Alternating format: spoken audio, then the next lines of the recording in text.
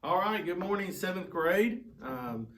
Good to come to you by video here today and look at some information that'll help you for this second packet of information that hopefully you've picked up. You have that, so make sure you have your book while you're watching this video so we can look at some of these lessons together. And then also make sure you have your instructional sheet that just gives some of the same information I gave to you before. All that stays the same. Do all your work, show all your work, no calculators. You may tear out the pages before or after you finish so that you can turn them back in, okay? That's up to you. We'll figure all that out later. Don't lose them. Make sure you send them back in and be collected. These are all to be finished by Monday, April 27th. So if we're able to come back to school that day, you'll bring it all with you. And we'll start going over the answers in class and grading that in some form or fashion, okay? If not, we'll get you information on what we're going to do next to drop it off that day and pick up some more work. So let's get right to it. You've been working with solid shapes. And remember, we used this little box here to show that it is a 3D object. We have a rectangle that has several faces. And we also, what we're going to look at today, you've been doing surface area. You've been calculating the area of all these faces. And in the formula, it's set up to add them all together so that you get the total surface area. Well, today we're going to find out the area of what's inside that object. And there's another term for that. It's called volume. How much space do I have inside? And I can find the volume of any type of 3D shape. Okay, we think of this as a rectangular solid. Okay, we think about, everybody's seen my cup before, so we kind of see a cylinder here. How much goes in? You know, how many ounces we think about, but we're going to figure out the volume of large shapes, rectangular solids. So look at that with me. I'm on page 339, lesson 145. Page 339, lesson 145. So turn there real quick. Give you just a second to get there. And you look at some information at the bottom of that page. The first shape, again, that we'll start with is the rectangular solid. And we're going to find, again, the volume.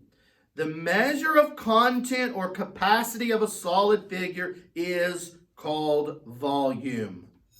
All right? So there's a three-dimensional figure shape, and we're going to find that measure, that volume. All right?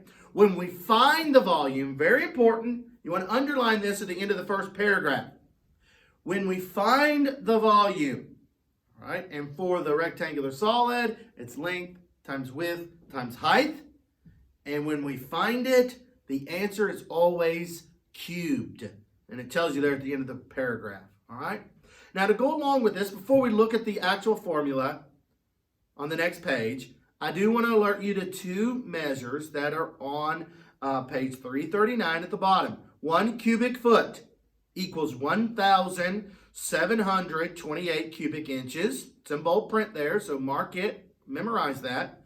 And 1 cubic yard equals 27 cubic feet. So those are measures that you need to remember. Now go ahead and turn the page. There's one more. A cubic meter equals 1,000,000 cubic centimeters. Now that one you really won't need to remember. I don't ever see it coming up very often. We could calculate that if we needed to, but there it is for your information. Now this lesson today just covers what volume is and these cubic measures. You might have some questions about them. And then it covers the first formula, the volume of a rectangular solid. And there it is at the top of page 340. V equals LWH. Real simple. Length times width times height. Volume is actually simpler to figure than the surface area. It's less involved and very simple. Just multiply the length times the width times the height. And in that example, they show you the reasoning behind it, and then they actually work it there. The length is 5, the width is 4, the height is 3. So 5 times 4 times 3. The answer is 60. Now I want you to make sure that you notice how the answer is written. Because it's metric, we're going to use the exponent of 3. All right, so notice their answer is written 60 centimeters cubed. Okay, since it's metric. If we were working the same problem and it was feet or inches, then our answer would be written a little different. We can abbreviate, but you would, if this was feet, you would answer cubic feet in your final answer. All right, so metric uses the exponent. English uses the abbreviation with cubic and whatever measure that it is. Okay, so very simple. That won't be a hard lesson for you at all. Turn the page there again to page 342.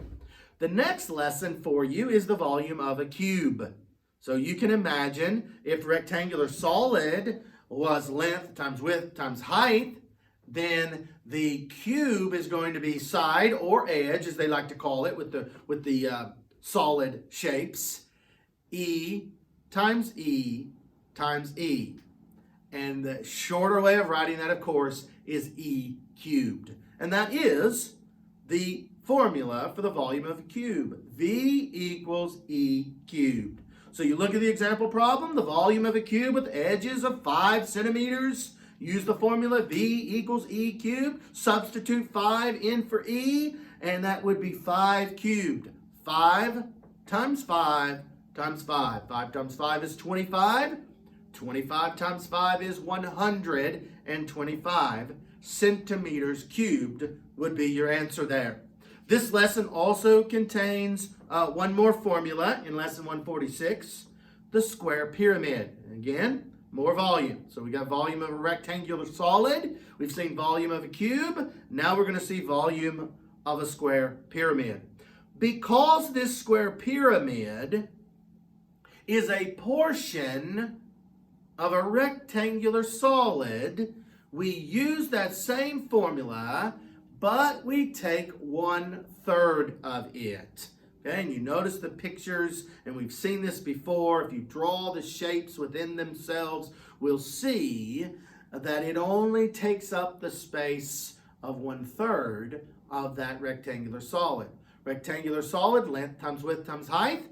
So the square pyramid's formula becomes V equals 1/3 LWH. 1/3 times length times width times height. And never forget that as you're multiplying, you can multiply your factors in any order that you would like. Okay?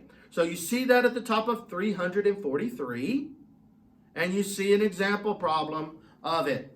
There's a square pyramid with the height being 15, the length 10, and the width 10. So 10 times 10 times 15. Now notice they did exactly what I mentioned that you can do. Take 1/3 wherever it is easiest. All right, so notice that. I'll go ahead and write that up on the board for us. 1/3 times 10 times 10 times 15. Okay, now notice what they did. Which one of these is divisible by 3? And it's 15. 1/3 of 15, 3 into 15 is 5. 10 times 10 is 100. 5 times 100 is 500. See how easily we did that multiplication? All because we picked out something simple to take 1/3 of, because of that mathematical principle that I can multiply my factors in any order and still get the same answer. All right, good job on that. You'll finish that out. Lesson 147 is the volume of a cylinder, and then we'll look at lesson 148, volume of a cone. So 2 more formulas for you. the cylinder involving a circle then, of course, is going to involve radius and pi, as you would think. That formula is on page 344. V equals pi r squared h. Okay, so pi times r squared times h. Now in this formula, we do need to do the exponent first. Always do that first because of our order of operation. So you look at the example there. We substitute in pi, 3.14. We substitute in the radius of 3. And we substitute in the height of 12. And they fill all the information there in that example problem on 344. And then we're going to do the math. 3 squared is 9. And then we're going to multiply. They multiplied 9 times 12 because we can do that in our head, 108. And then finally multiplying 3.14 times 108. And we are going to make sure we put our answer as a cubic measure. So volume of a cylinder, V equals pi r squared h. One more, volume of a cone, lesson 148. Lesson 148, volume of a cone, part circle, part triangle there. So we have a new formula there. V equals 1/3 pi r squared h. So it's 1/3, just like the rectangular solid and the square pyramid. The square pyramid being 1/3 of that. Well, our cone is 1/3 of the cylinder. So you take your cylinder formula and multiply it times 1/3. All right, so that will help you to remember all 4 of those, I hope. Now keep in mind, I know the way we're doing things, you may not have a test where you have to give these back verbatim, but it's going to be very helpful for you to memorize these formulas. That is the idea. So try your best to become familiar with them. Try your best as you're doing these problems. Don't look back every time. If you will write it down, each problem, the formula, you'll be surprised. After 4 or 5 or 6 of them, and remember our book always reviews, after you've done that 4 or 5 times, you'll be surprised. You will remember the formula. You'll already know it. Okay? So that's what lesson 148 is about. Now, I want to spend a few minutes on lesson 149 and 150. This is a new concept. We're going to talk about it for just a moment, and then you'll be free to go at it and get all these problems done. Now, one thing as you turn to page 349, go ahead and turn there with me. Starts a new unit.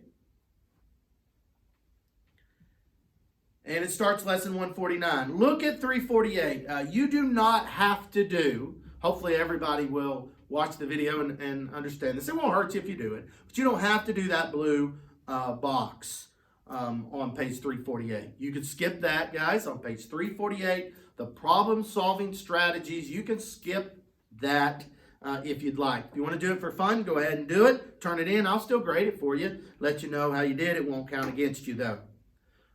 All right. We're going to look today, and we're going to start a section on trigonometry.